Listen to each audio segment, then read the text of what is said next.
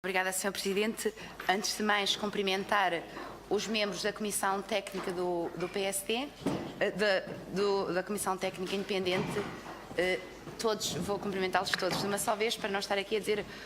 todos os nomes. Esta audição foi feita por requerimento do PSD, porque apesar de já por muitas vezes ter falado aqui dos incêndios de outubro, a verdade é que ainda não tínhamos ouvido a Comissão Técnica e nada melhor do que ouvir os próprios autores deste relatório para que algumas dúvidas nos sejam esclarecidas e preocupações também que nos advêm das conclusões e recomendações e da própria avaliação do que foram os incêndios, das suas circunstâncias de eclosão, dos seus circunstancialismos e, portanto, achamos que é importante ouvir desde já a Comissão para que nos preste aqui alguns esclarecimentos em diversas vertentes, naturalmente, e desde já dizendo que o PSD fará esta intervenção por duas áreas, pela área da agricultura, da Comissão da Agricultura, portanto, que compete mais à área da floresta e de todas estas problemáticas e também depois, através da primeira comissão, pela proteção civil. Sendo que desde já há desde já algumas preocupações que se nos afloram na área da agricultura e começo desde já, depois verão quem será a melhor pessoa para nos esclarecer destas questões, pelas agora tão propalada e tão propagandeada limpeza das florestas. Portanto, as limpezas das faixas de gestão de combustível, que neste momento tem sido, sem dúvida, a grande publicidade, tendo-se feito neste momento uma grande aposta na chamada prevenção por parte do Governo, parecendo-nos que, ao contrário daquilo que é a recomendação do relatório, se tem feito a aposta toda num só local, que é o da prevenção, e não também no combate, mas essa será depois na segunda audição será tratada com mais, na segunda parte desta audição. Relativamente a esta questão das limpezas, gerou-se uma onda quase frenética no país inteiro para limpar tudo quanto é território, quase sem qualquer critério, e sendo que todos nós sabemos, e isso é um facto incontestável, que esta limpeza que está a ser feita tem grandes impactos na biodiversidade dos nossos territórios. Portanto, isso é um facto incontestado. No entanto, também nós gostaríamos de ter uma resposta por parte dos senhores se, pesados os prós e contras desta solução, da limpeza que está a ser feita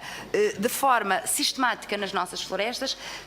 tendo em conta que temos espécies que podem desaparecer, temos fauna e flora que pode ver os seus habitats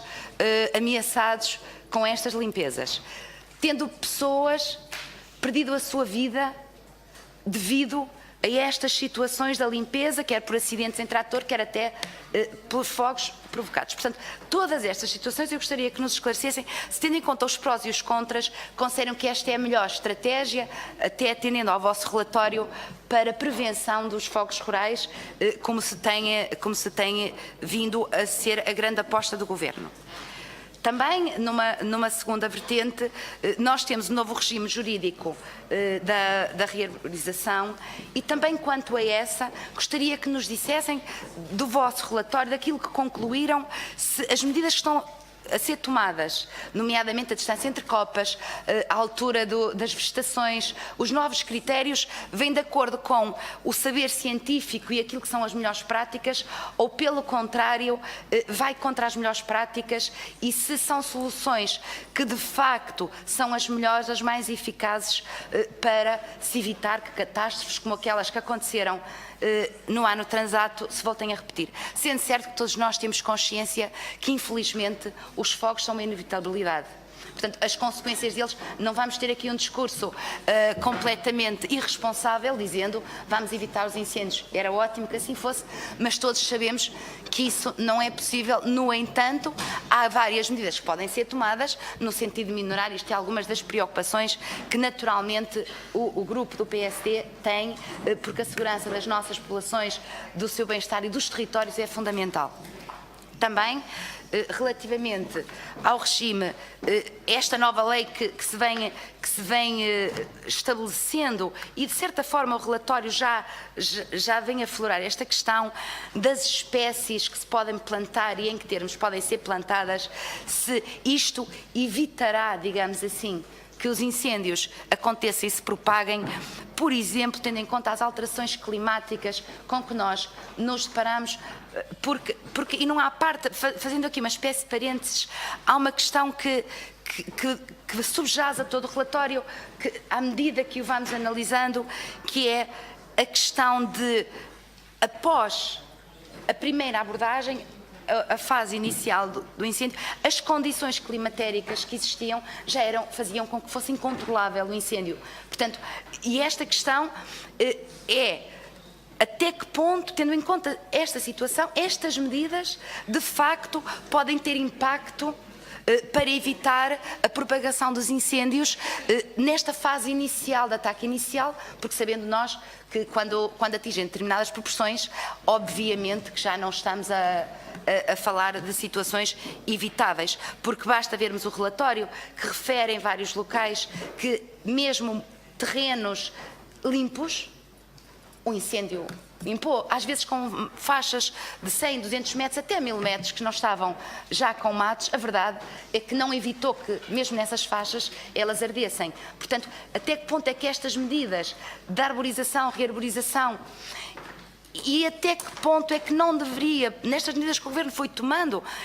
a seguir ao relatório do Pedrógão, porque no nosso entendimento, relativamente a este último relatório, foi feito tábua rasa, e gostaria que comentassem se foi tido em conta este segundo relatório ou apenas o primeiro, porque parece-nos que neste segundo não houve consequências nenhumas ou não foi tido em conta as preocupações que entretanto aqui foram colocadas. Gostaríamos de saber se esta questão tem ou não algum impacto para o controle dos incêndios florestais ou rurais, melhor dizendo, porque nós estamos a falar mais de incêndios rurais do que propriamente de incêndios florestais, tendo em conta pelo menos estes que aconteceram e que são objeto de análise neste relatório.